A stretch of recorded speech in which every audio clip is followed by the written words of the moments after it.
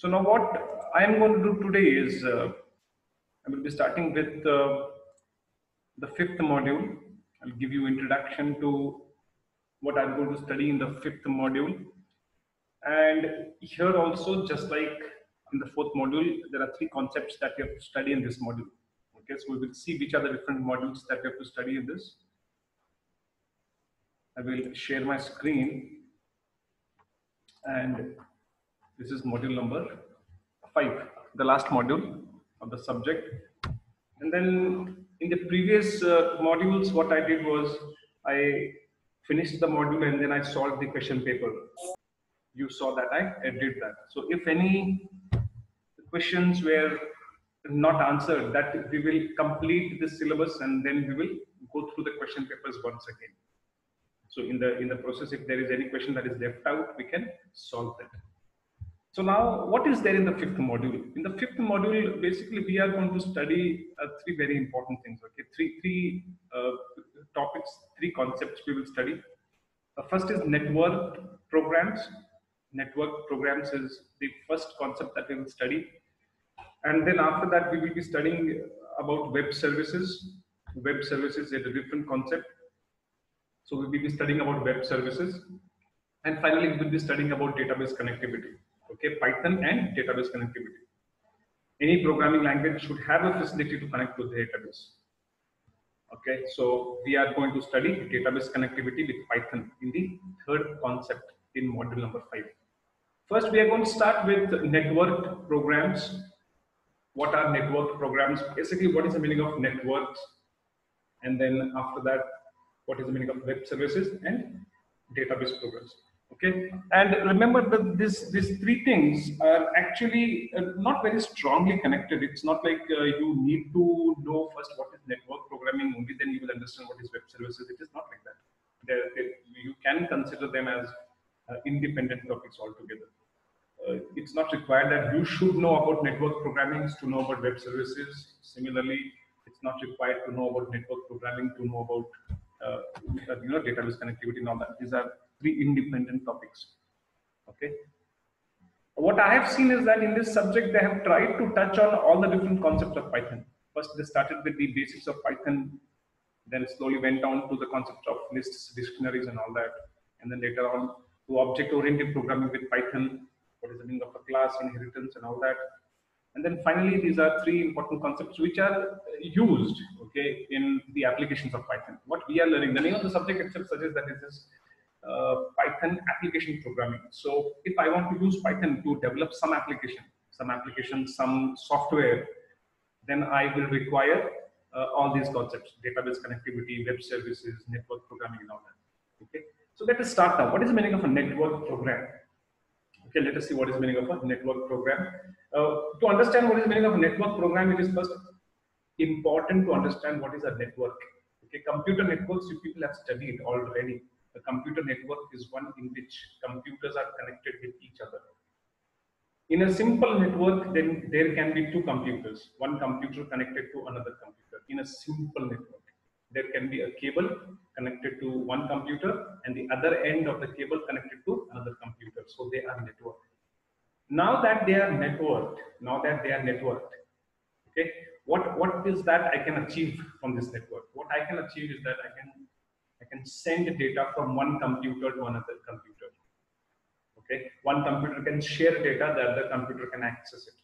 All these things can happen if computers are connected on a network. Now, I gave you an example of a simple network where there are only two computers, which is connected using a cable. But today, we are in the 21st century where internet plays an extremely important role. And on the internet is called as the biggest network of all. It is a network of networks. Millions of computers are connected to the internet. Millions of computers are connected to the internet at any given time. And of course, when millions of computers are connected to the internet, there is no wire connected between them. Okay, this is not a wired network. It is a wireless network. Now, for example, I am giving you a class here on online classes. My computer is not connected to any cable. I can freely take my laptop anywhere in my house and I can still talk to you people because I am connected to your devices. Some of you may be on the laptop, some of you may be on the mobile phone, but still I'm connected to you people. And it is what? It is not a wired connection, it is a wireless connection. So we have to understand what is the meaning of a network first. A network is connectivity of different computers using different mediums. It can be a wired connection or it can be a wireless communication. And most of the times today we are on wireless communication, wireless networks. We are on wireless networks, remember that. And the biggest network of all is the internet. Now, when we talk about the internet, okay, the next thing is we have to understand what is the meaning of the HTTP protocol. Okay, we have to understand what is the HTTP protocol. Remember that there are different types of protocols available on the internet. Okay, if not on the internet, on the network, there are different types of protocols available. The one which is used on the internet, the protocol which is used on the internet is called as the HTTP, the Hypertext Transfer Protocol. This is the backbone of the internet. Using this protocol, it is possible for computers to share data, And what about data they will be able to share? They will be able to share hypertext data. They will be able to share hypertext data. Okay, and that's the reason why this is called as the Hypertext Transfer Protocol, HTTP. And remember that this HTTP protocol is an application layer protocol. Okay, you know that there are different layers of network. There is, this OSI model. There are 7 layers of this network layer, and there are different protocols available at different layers of this network protocol. The network layers. HTTP protocol is application layer protocol. Let us not get into all that. This is not computer. We're not studying computer networks. We're not going to get into the OSI model. How many layers are there? What is the meaning of a protocol? What does it state and all that? No, we are not going to do all that. We are going to learn in Python how to do network programming. If I want to write a program, what we are learning in this module in this topic is if I want to send some data from one computer to another computer, how to write the program, which are the different libraries available. Okay, so this is what we are going to study. We are not going to get into the core networking part of computer networks. So you just need to understand what is HTTP, because from the examinations point of view, they may ask you a question: what is a computer network? How Python helps to communicate on a network? Which protocols are majorly used in computer network? So you have to say that HTTP protocol is a most commonly used protocol on the internet. It allows you to transfer hypertext data between computers. All that you have to say. And there is some points given over here. Okay, I'm not going to read all of them. You can read them, okay, because I feel that this is not very important from the examinations point of view. But then still, I suggest you people to read this. Okay, so that is about the HTTP protocol. It is an application layer protocol. It is used for sending data across computers. It is used on the internet. All that information is given. Then a few things are given that HTTP uses the get and post methods to send and receive data, all that. And then after that comes your first program, the first Python program that we are going to write. The first Python program that we are going to write is we are going to write the simplest browser. We're going to write the simplest web browser. You all know what is the meaning of a web browser. A web browser is a software which is installed in everybody's computers. If you want to browse the internet, if you want to use the internet, you should install this software in your computer or your mobile phone. When you open this software, that is a browser, then it will ask you, okay, find which URL or which website you want to go to. Just type the URL of that. So you will type google.com, automatically the browser will show you Google's website. If you want to go to MMSC's website, you type www.mmsc.com. So the browser will then display you Marathi Mandal's website and so on. The browser is a software which will allow a client to browse to browse the internet by putting the URL. So what we are going to do is we are going to develop a very, very simple browser. Okay, we are going to develop a very, very simple browser using Python programming language. Okay, so that is how it is. That is how it is. And let us directly go to the program. There are a lot of things here that we will see into later on. But how are we going to write the program? Is we are going to develop a simple browser by using a socket connection. We are going to write a browser program using the socket. What is a socket? We have already studied this in computer networks. What is basically a socket? A socket is an opening in any device through which you communicate. It's an opening in your computer. It's something like through which you can communicate. It's a port. It's actually a place through which devices communicate with other devices. Okay? You can think of a socket as a file. You can think of a socket as a file. You know, a file in Python programming, it is possible to open a file. You can read from a file. You can write to a file. You know what is a file. So you can assume that a socket is like a file only. The computer will be able to write something to the socket, and the computer will be able to even read something from the socket. So the only difference between a simple file and a socket is that when you write to a file, it remains on your hard disk only.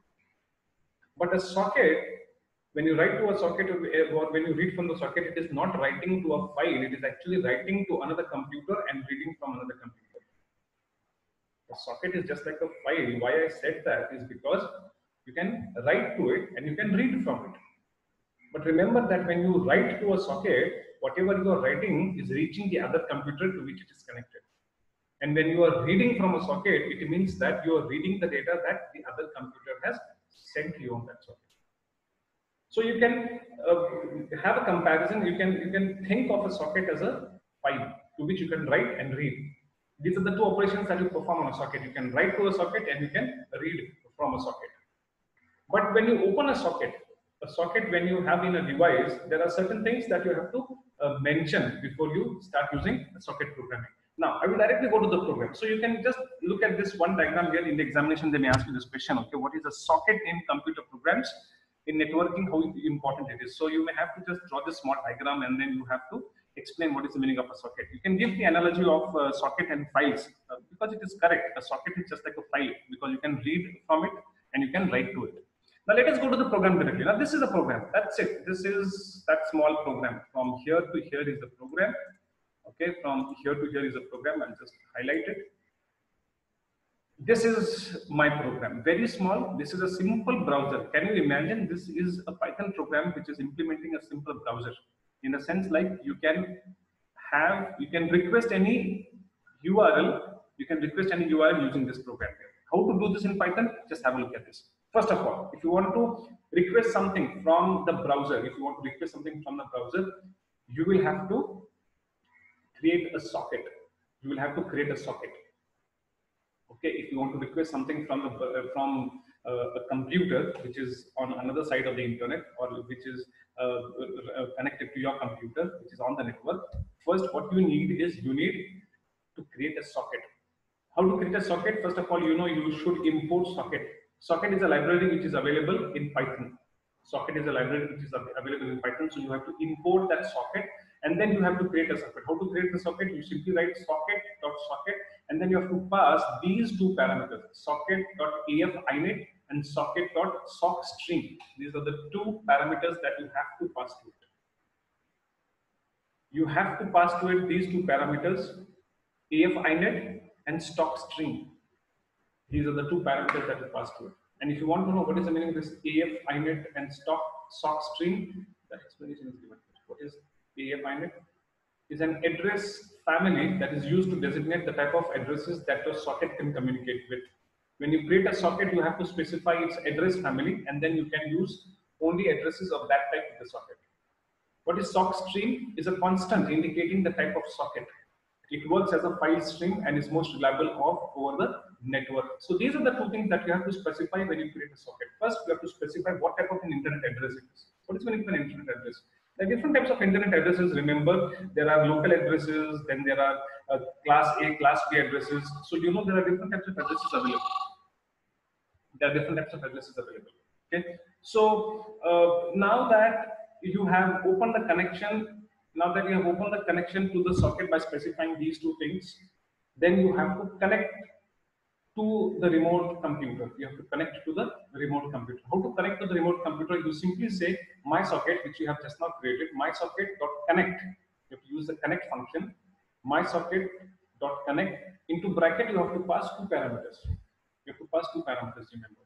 The first parameter is the server that you want to connect to, the IP address. If you have the IP address, you can specify the IP address there. But if you don't have the IP address, you can directly specify the domain name of the server. Domain name. Now this is a different topic altogether. Now remember what is the meaning of a domain name, what is a IP address. Please do not get into it right now. It's a topic that I would explain to you maybe some other time. But right now, try to understand that my socket.connect function takes two parameters. The first parameter is the server IP address or server name, and the second parameter is the port. Port, P-O-A-R-T, port. Second parameter is the port. What is the meaning of this server's IP address? If you want to communicate with any computer on the network, it is important that you should know what is the IP address of that machine. Otherwise, you will not be able to communicate with that machine. So you should specify the IP address, comma, the port. You have to specify the port. Now that you have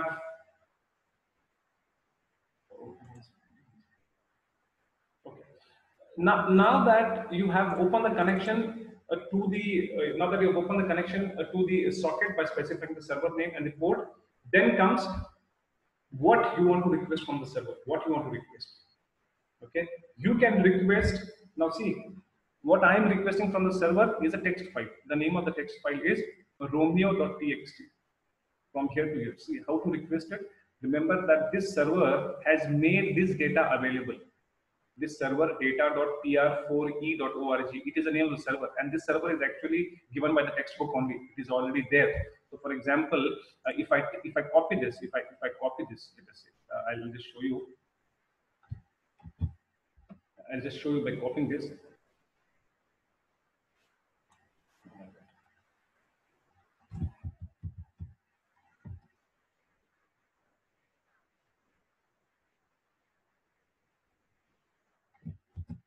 I just copied that. I will go to my notepad. I will paste it here. And if I take only this much from here to here, if I copy this, okay, I'm just showing you what is available on that particular website. Okay, so if I once again, I will share my screen. Now I think it is okay. So what I did was I went to this, I copied this URL, I copied that URL, and I will go here to the browser and I will paste it there. If I paste it there, now if I say enter, yeah, you can see that on some server data.pr4e.org slash there is on this server they have kept one file called as romeo.txt. They have kept a file called as romeo.txt, which is here. Okay, but soft what light the wonders, something they have written in this text file. They have written something in this text file and it is available here on what? It is available on this URL. It is available on this URL. Now, how did I request this? I just copied the URL. I opened Google Chrome. And there I pasted this URL and I pressed enter. So now you can see that this particular text is kept on the server and it is available. If anybody who requests this URL, for them, this text file will be given. This text file can be downloaded. This text file will be given to them. That is what I'm trying to do from here. What I'm trying to do from here is I am planning to write a Python program. I'm planning to connect to this server here. I am planning to connect to port number 80, and I am planning to request this romeo.txt file from this server.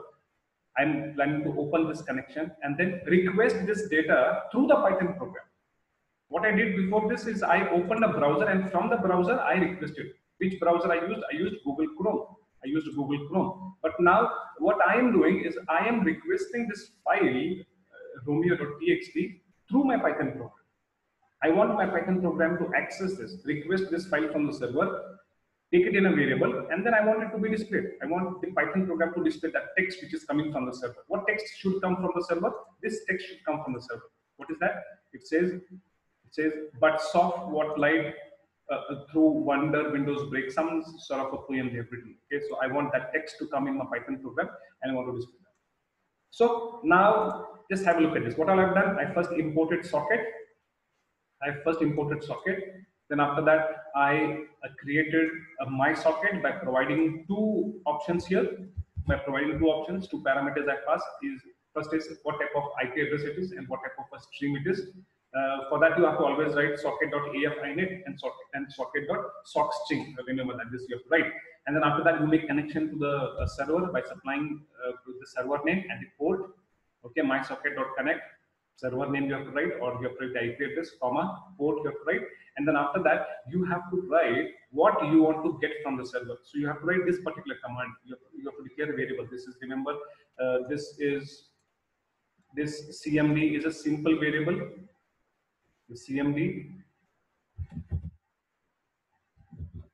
is a simple variable. Remember that, in which what you are writing, you're writing some string. You are writing here. What you're doing is you are writing a get HTTP data.pr4. This is the name of the server / Romeo.txt. You want to get that, and then you write HTTP 1.0 /r/n. Remember, this is what you have to do. If you want to request something from the server, you have to put it into this particular command only.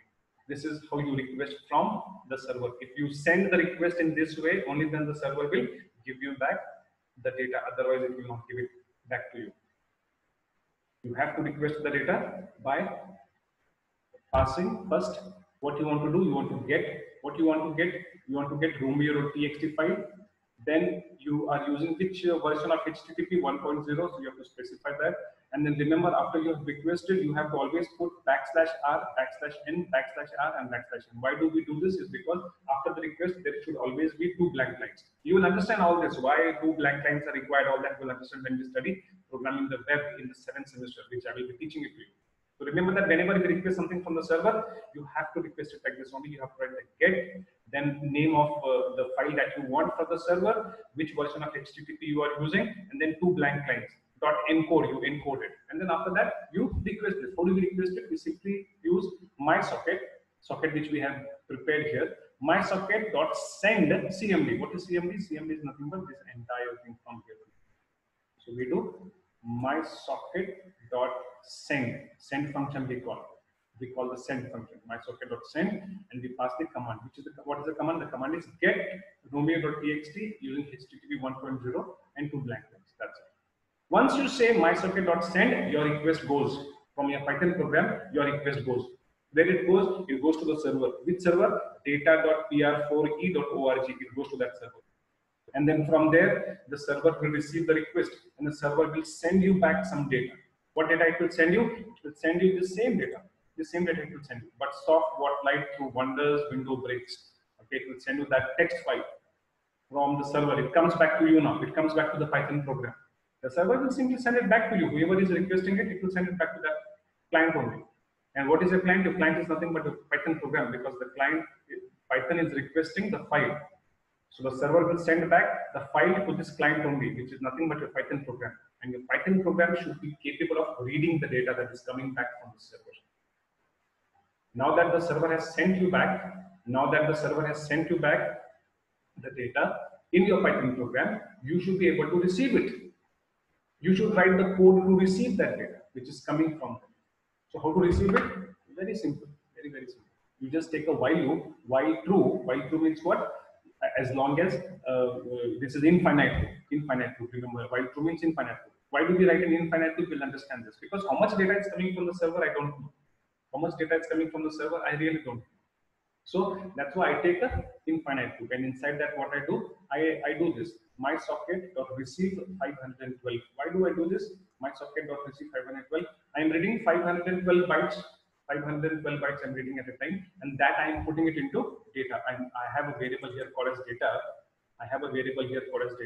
I write data is equals to whatever is coming from the socket, whatever is coming back from the server, receive it, read it, 512 bytes at a time, and then put it into the variable data. This is what I'm doing. Where? In the while loop. Receive whatever is coming from the server, 512 bytes at a time, and put it into the variable data. Then after that, I check if length of data is less than 1. If length of data is less than 1 means I have to check whether the data is over or no. The server cannot keep sending a lot of data forever. Somewhere the data has to stop. So continuously, whatever is coming from the server, I am reading it and putting it into data. Continuously, I am putting it into data. Okay, and then I am checking if the length of data is less than 1. Finally, data will have to become 0. Server has to stop sending the data. So I check if the length of data is less than 1. If it is so, if let us say the server has stopped sending the data, at that time I break. I break means I come out of the loop. You know what does the break statement does? The break statement will stop the loop. It will stop the loop and then it will come out of the loop. It will come out of the loop. So if the server has stopped sending the data, please break and come out. If not, print the data and again go back and continue doing this. So what will this while loop do? The while loop will continuously keep reading the data 512 bytes at a time. And if the server has stopped sending you data, break the loop and come out. If not, print the data. If not, print the data. You can see that I have printed the data. Okay. And then I have printed the data, I have decoded that data. Why did I decode the data? Is because it will be coming in the form of a string, binary. It is coming in the form of bytes, binary. So I have to convert it to ASCII and then I have to display it. So to convert binary to ASCII, I use data.decode and I print data.decode and then I close the socket. So this is that simple program. Very quickly, less than 10 minutes are remaining. I will explain this once again. What I am doing is I have two computers. One is my client, my computer here. And the other one is a server. The server is already there in place. I showed you that I opened the browser, I requested that URL. There is a server on the cloud. It is already there. Okay. And it is having that data called as Romeo.txt file is already there with it. So what I'm planning to do now is I'm planning to write a Python program which will open connection to that server. It is planning to open the connection to that server. And it is planning to read that file from the server. And it is receiving that file here in Python. Python program is making connection to the server, requesting that file, receiving the data, displaying it to the user. This is what the Python program is doing. So that's why what we do first is we import socket. We create a socket by passing these two parameters, two arguments, AF INET, what type of internet address it is. And second parameter which we pass to the socket function is sock stream, what type of stream it is. And then after I create the socket, then I connect to the server. To connect to the server, I have to pass two parameters. One is the IP address or the name of the server and the port. And then after that, I have to send my request to the server. So request is always of this format. It has to be get the URL of the text file that you want, or the data that you want, which version of HTTP you are using, and then after that, two blank lines. Backslash and we produce two blank lines. And then after that, encode it, and then mysocket.send. This is important. Mysocket.send function will actually send the command to the server. And once you send it to the server will immediately send you back the response, which you have to collect it. So that's why we take this while loop here. Keep reading 512 bytes at a time. Put it into data. If it is not less than 1, display that. If it is less than 1, break and come out of the loop. Finally, close the socket. My socket or close. Always when you open a socket, you have to even close the socket. So you have to say my socket or close. So this is the end of the program. Okay, this is the end of it. Let me just type this program and see the output.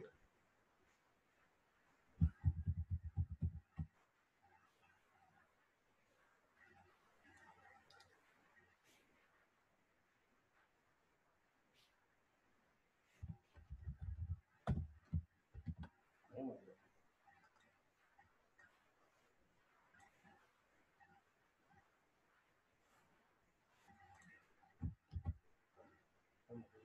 So, no problem. So,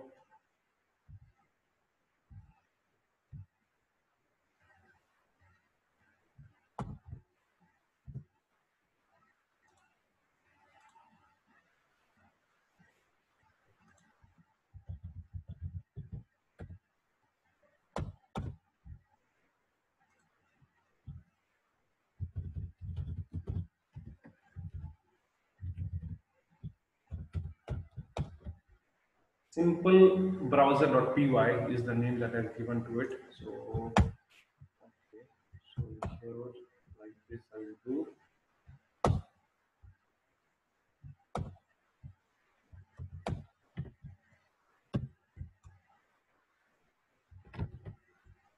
Yeah, I think this is correct.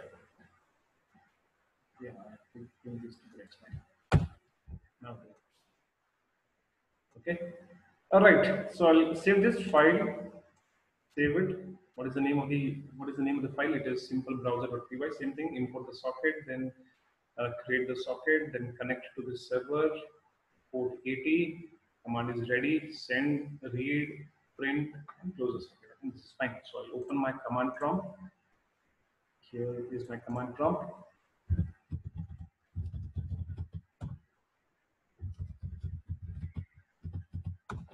Module 5, I just now created. And then here I will execute the program. Python simple browser.py, and then I will say enter.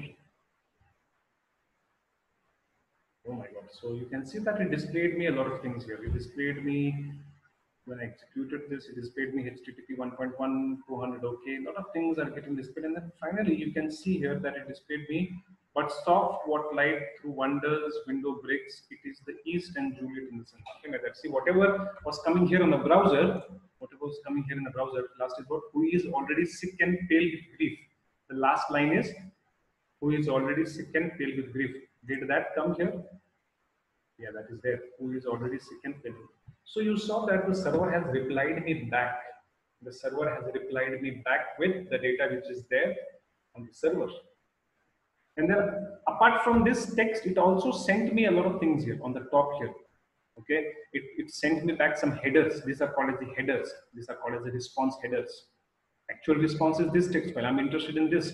But along with this, it has also sent me some headers here, response headers, like what was the status of the response, okay, what is the date and time, and then after that, which server this is, when was this file last modified. A lot of things it has sent me which I'm not interested in.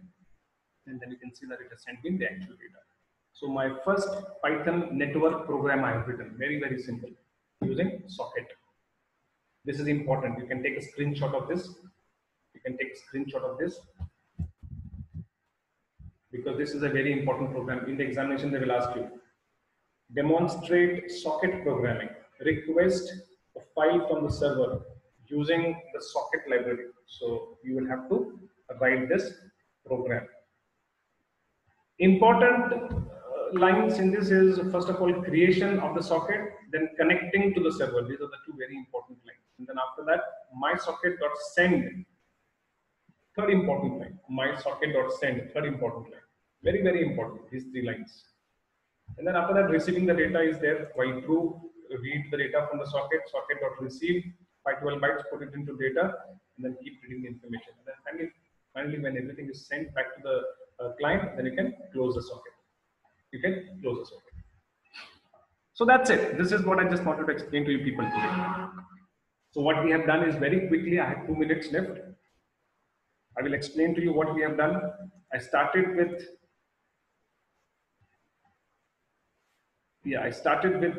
what is the meaning of network programs. What is HTTP protocol? It is a protocol which is used. And what is a protocol? Basically, it is set of rules. You have all studied that in computer networks. I don't want to get into that. And believe me, they will not ask for this in the examination. So we studied what is the HTTP protocol, and then after that we wrote the first program in Python, which actually develops the simplest. Why it is called as the simplest browser? Why it is called as the simplest browser? It is called as the simplest browser because it is able to request a URL. You have written a program in Python. You have written a Python program which is requesting something from the server. That's why it is called as a browser. Simple browser it is. So they may ask you a question like this: demonstrate how socket programming is done in Python by writing a program. Or they may even ask you like this, that write a Python program to implement the simplest browser. Write a Python program to implement the simplest browser. They may even ask you a question like that. So you have to write this program only. So after this, we will study in tomorrow's class how to retrieve images over HTTP. Okay, so there is less than 1 minute remaining. It may stop any time now. But what we are going to study next in the tomorrow's class is how to retrieve an image over HTTP protocol. Okay, so we'll stop here today. If you have any doubts, please note it down and keep it so that tomorrow's class we can, I will give you answers for those doubts we have.